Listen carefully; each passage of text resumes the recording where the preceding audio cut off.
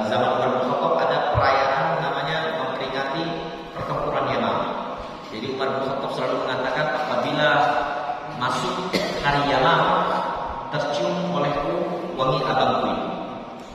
Dan abangku ini kata Umar bin Khattab mendahuluiku dengan dua kebaikan. Yang pertama kebaikan dia masuk Islam terlebih dahulu daripada aku, dan yang kedua adalah dia lebih syahid lebih dahulu daripada aku. Ini pembahasan kita. Namanya sahabat Nabi kita ini namanya Zaid bin Khattab. Zaid bin Khattab. Zaid bin Khattab. Itu yang pertama. Yang kedua, kita sudah tahu, sama-sama tahu bagaimana kondisi saudara-saudara kita yang ada di Palestina, Bumi Syam, Ardus Syam. Nah, dan saya beberapa pekan ini sering diundang untuk membahas masalah ini karena memang qadarullah di tahun 2010 Allah menakdirkan saya untuk melanjutkan studi saya untuk kuliah di salah satu negeri Syam, tetangganya Palestina, di Asimatus Syam, di ibu kotanya negeri Syam. Kalau kita mengatakan negeri Syam ada berapa negara? Ada 4 negara. Apa aja? Palestina, Lebanon, Yordan, Suriah. Sama ada sebenarnya sebagian, hanya sebagian kecil dari Irak masuk negeri Syam. Dan ibu kota negeri Syam adalah Dimashq, Damaskus. Qadarullah tahun 2010 saya Allah terbangkan ke sana, melanjutkan studi di sana. Jadi setidaknya saya tahu bagaimana karakter orang-orang negeri Syam itu seperti apa, karakter negeri Syam itu seperti apa, berkahnya negeri Syam seperti apa. Dan beberapa minggu ini saya sering diminta untuk membahas terkait negeri Syam khususnya, dan lebih khusus lagi terkait Palestina karena saya saat ini tergabung dalam KNRP, Komite Nasional untuk Rakyat Palestina. Nah, kira-kira kita mau bahas yang mana? Mau bahas yang mana? Mau bahas yang mana? Yang Palestina aja? Oke, kita bahas Palestina. Jadi sebenarnya saya ada 2 materi ini, makanya saya sering bahwa kita mau bahas ini. Oke. Sebelum kita bahas Palestina, kita bahas dulu secara umum negeri Syam. Secara umum negeri Syam itu apa? Dulu ada yang lain, Lebanon ada, Urdun ada, Suriah ada, cuman mereka itu satu, dinamakan negeri Syam, Bilad Syam. Nah, ibu kotanya namanya Damaskus atau Dimashq. Tempat waktu itu saya ke sana. Saya tahun 2010 Allah terbangkan ke sana. Memang agak unik. Kalau khususnya Suriah ya, ini negeri unik. Saya awalnya tidak tahu negeri ini karena saya dulu ketika ingin kuliah saya tes Mesir. Alhamdulillah keterima. Cuman akte kelahirannya hilang. Entah kenapa bisa hilang itu akte kelahiran. Saya juga bingung. Sampai sekarang saya mikir kenapa akte kelahiran itu bisa hilang. Saya tes ke Libya waktu itu, Tripoli dulu, zamannya masih Muammar Gaddafi gitu ya. Presiden Muammar Gaddafi dulu yang digulingkan pada saat itu. Keterima juga, cuma akhirnya pula masih hilang. Tiba-tiba ada panggilan, ada tawaran untuk melanjutkan studi di Damaskus. Qadarullah akhirnya ketemu. Bingung saya di situ. Saya bingung di situ. Ini kenapa tiba-tiba aku bisa ketemu ya kan? Itu memang jalurnya ke sana. Alhamdulillah saya urus-urus. Tapi saya ketika sedang mengurus berkas di tahun 2010 itu, saya diminta oleh, ini sebelum konflik Pak ya, 2010 belum konflik pada saat itu. Karena memang niat awal kita pengen kuliah. Saya juga nggak tahu bakal jadi konflik begitu. Cuman ya, kadang juga, ya Allah, ini kenapa? Kalau saya tahu ini, apa saya harus kesini? Cuman ya memang jalan hidupnya begitu. Ya mau nggak mau kita tempat kerja. Terus sebelum konflik, karena konflik itu mulai tahun 2011 bulan Maret. Waktu mulai demo itu tahun 2011 bulan Maret. Cuman mulai konflik yang sampai tembak-tembakan segala macam itu sampai sekarang tahun 2012. Mulainya pada saat itu mulai dari provinsi Hama, kemudian melebar kemana-mana sampai ke Homs, sampai ke Aleppo, sampai ke Halab, sampai ke Idlib,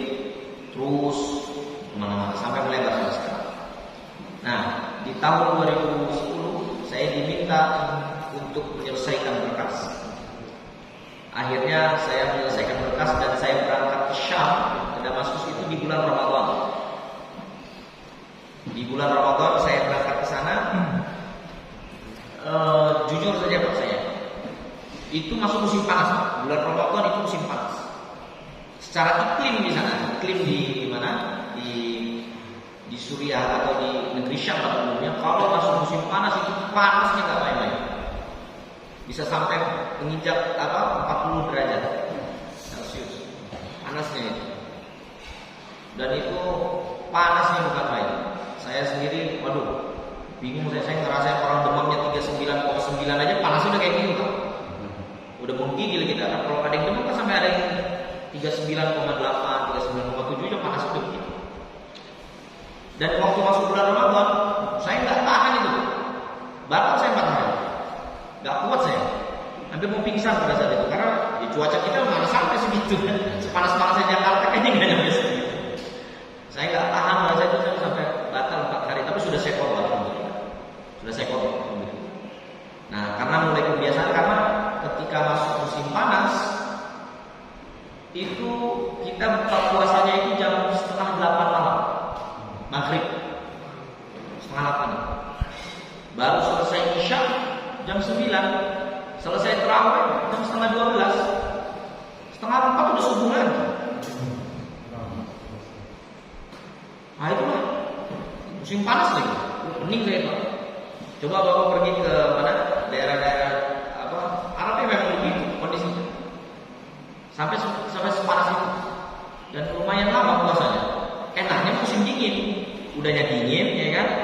Kita subuh bisa setengah 6, maghribnya bisa jam 5. Enak kan?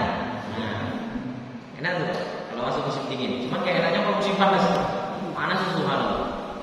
Nah, saya merasakan sendiri bagaimana kondisi berkahnya negeri Syam.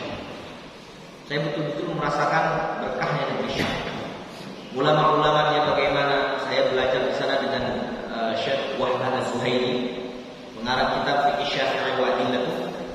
Dan qadarullah alhamdulillah saya rumahnya tetanggaan sama beliau.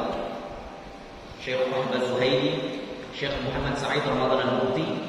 Saya sholat subuh selalu imamnya beliau, karena saya sholat subuh di Masjid Jami' Al-Mufti namanya. Jadi samping rumah beliau itu ada masjid namanya Masjid Al-Mufti. Saya sholat subuh bersama beliau karena beliau imam sholat subuh pada saat itu. Sebelum beliau wafatkan dalam kondisi syahid insyaallah.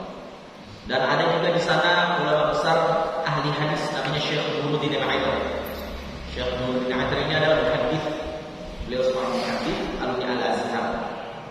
Ada lagi itu dari segi ulama-ulama fikih dan ulama-ulama syariah, ulama-ulama hadis. Ada juga di sana ulama Quran, dan terkenal bila di Syam ini adalah negeri Quran. Negerinya Al-Quran di negeri Syam. Masyhur di sana ulama-ulama Quran.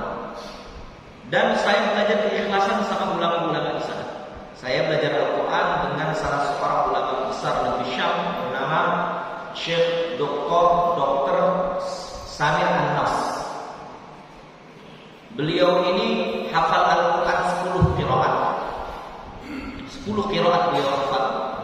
Yang kita tahu mungkin qiraat sab'ah ya. Sebenarnya ada qiraat 10 qiraat. Sebenarnya ada 14, tapi yang 4-nya syad, qiraat syad, qiraat yang tidak boleh dibaca dalam salat. Yang 10 ini boleh dibaca dalam salat. Masyhur jumhur ulama mengatakan 10 qiraat ini boleh dibaca dalam salat. Ada namanya qiraat riwayat Ibnu Hafiz yang biasa kita baca, ada qiraat Imam Warash, ada qiraat Ibnu Hamzah, ada qiraat Ibnu Amir, ada riwayat Ibnu Katsir, ada Qumbul. Nanti kita bahas masalah qiraat ini. Syekh Samir An-Nas ini beliau hafal Quran 10 qiraat. Dan beliau ini termasuk aghnia. Beliau pakar 4 mazhab, Syafi'i, Hanafi, Maliki dan Hambali. Tapi beliau juga dokter spesialis bedah syaraf. Beliau dokter spesialis bedah syaraf. Bapak silakan bisa buka di YouTube, itu sekarang beliau punya channel YouTube. Saya kaget beliau punya channel YouTube. Ternyata yang mengelola muridnya. Mungkin karena mereka paham kali ya, muridnya Syekh Samir banyak di mana-mana, akhirnya buka channel YouTube. Dan beliau kalau ceramah dua bahasa Inggris dan bahasa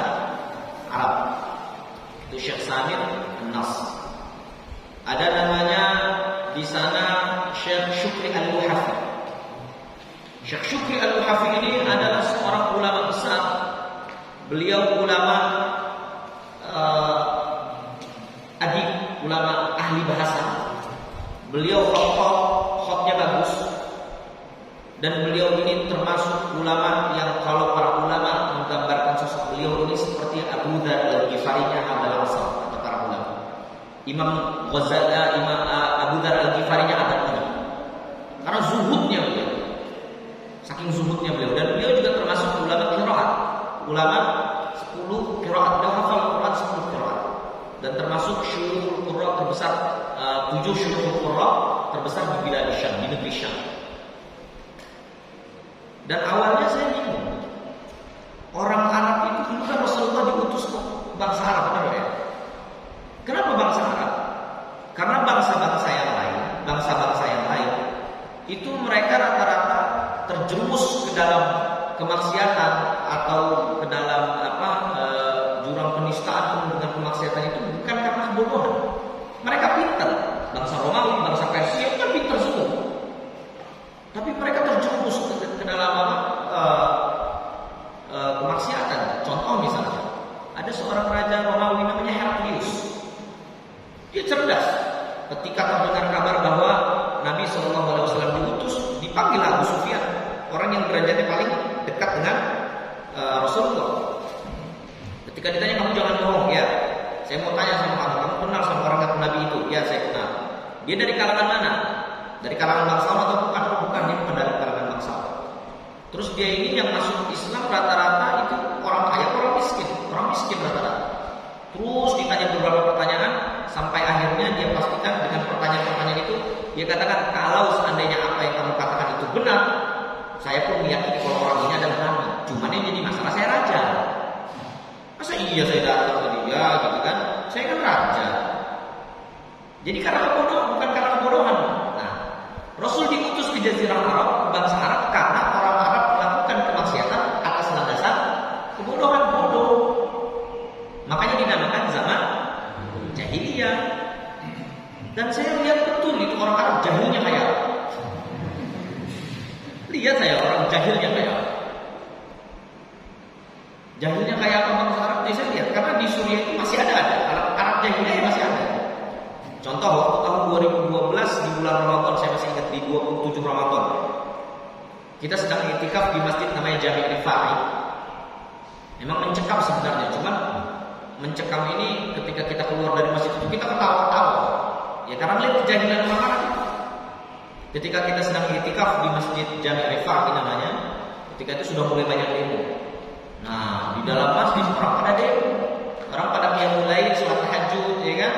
Sedang khusyuknya orang pada demo di belakang. Ketika pada demo ingin menurunkan perintah segala macam, akhirnya dikepung sama tentara masjid itu, kemudian ditembakin sampai akhirnya para jamaah Syekh Rifai itu tertembak tangannya. Syekh Usama Rifai namanya, beliau tertembak tangannya. Kemudian menyuruh para jamaah untuk naik ke lantai 2. Saya naik ke lantai 2 di bawah kronik sekali. Nah, kami semua baru bisa keluar dari masjid itu jam 8 pagi. Gak sahur kita. Jam 8 pagi kita baru bisa keluar. Nah, ketika kita keluar lewat jendela, kita keluar pada saat itu. Di situ juga ada orang KBRI. Ada anak duta besar juga ada di situ. Jadi orang KBRI juga ada di situ. Nah, tiba-tiba ada salah satu tentara matanya merah. Entah dia karena begadang, entah karena mabuk, saya tidak tahu. Tiba-tiba kita dipanggil, "Ta'ala syabab." Kita dipanggil, diri kita kan, dibawa senjata kan, aduh ngeri-ngeri sedap ini ya. Dia datang, kita dipanggil, suruh jajar di depan. Min aina antum? Kita dari mana semua? Nahnu min Indonesia. Kita dari Indonesia. Terus orang KBRI ini keluarin kartu KBRI, kartu diplomat, dikeluarin, dibuka, dia mana nanya, ini apa ini? Gak bisa baca rupanya. Gak ngerti dia. Balikin lagi. Pas dibalikin lagi, dengan marah dia katakan, "Ente punya Facebook katanya. Ente tahu Facebook? Ente nggak tahu punya Facebook katanya. Iya kami punya Facebook. Ente punya jawab, ente punya HP? Punya. Kita punya jawab. Diambil meja, digebrak di depan itu, dia bilang ini, "Doa jawab guna, wa Facebook guna." Ente taruh handphone ente di sini, ente taruh Facebook ente di sini kan. bingung di situ. Ya handphone kita tahu sudah. Ada Facebook, buka Facebook katanya. Taruh Facebook di sini katanya. Kita bingung sih. Kita kasih tahu nanti dia takut tembak dia bos senjata. Waduh, bingung kita. Merinding kita sudah marah-marah dia kan. Kalau orang udah marah saya nggak mati dia mau apa tuh. Ngoceh aja dia. Tuh Facebook. Gimana taruh Facebook? Apa yang taruh Facebook? Nah, alhamdulillahnya ada mungkin kolonel atau jenderalnya datang. Nah, dia tahunya ada orang KBRI, ditariklah tentara yang satu itu, diusir sama dia. Saya minta maaf, di handphonenya dia silakan pulang. Baru kita pulang. Rupanya dia nggak tahu Facebook. Dikira Facebook itu ada bentuknya kayak begini. Bingung saya. Itulah jahilnya orang. Bingung saya. Nah, memang kondisinya, ternyata begini rupanya. Makanya saya pikir setelah kejadian saya ketemu. Sama Rasulullah diutus ke orang jahilnya, gitu kan? Nah, karena bodohnya kayak begini rupanya. Jadi melakukan kemaksiatan bukan karena landasan dia bisa berpikir, dia bodoh. Karena dia bodoh. Dan saya mikir orang Arab kayak begini wataknya. Gimana dulu Nabi Muhammad dakwah di kalangan orang Arab? Bodohnya tuh kayak begini. Jadi ya, dan saya juga agak kaget ketika tahu data ternyata 40%, hampir 50% masyarakat di Suriah itu buta huruf, nggak bisa baca. Ya, kalah sama kita orang Indonesia bisa baca tulisan.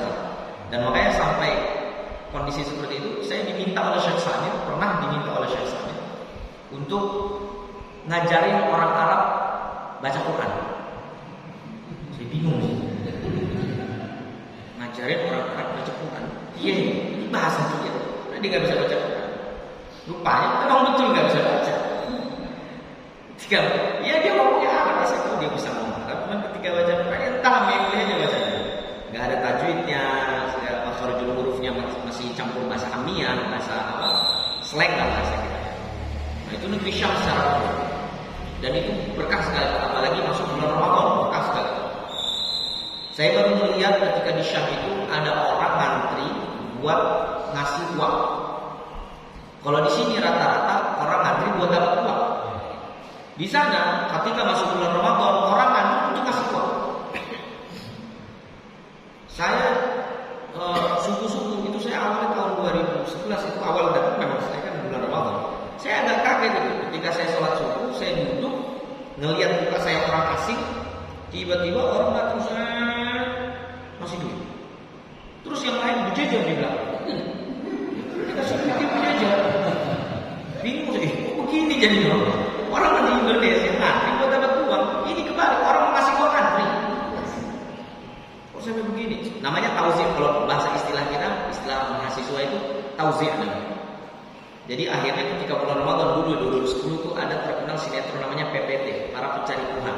Nah ini kita ganti karena kita tahu kita mapping akhirnya Pak, mahasiswa. Mapping mana masjid yang tauzi'nya banyak. Kita mapping, masjid ini. Kita satu rumah itu ada 4 orang. Ente subuh ini kesini ya, ente subuh ini kesini. Nanti kita kumpulkan lah itu kan. Lumayan buat makan. Namanya mahasiswa itu kondisi konflik gitu kan. Lumayan buat makan. Nah akhirnya ada namanya PPT, para pencari tauzi'. Yang baru kita buat semua itu. Itu dulu waktu di Syam, alam.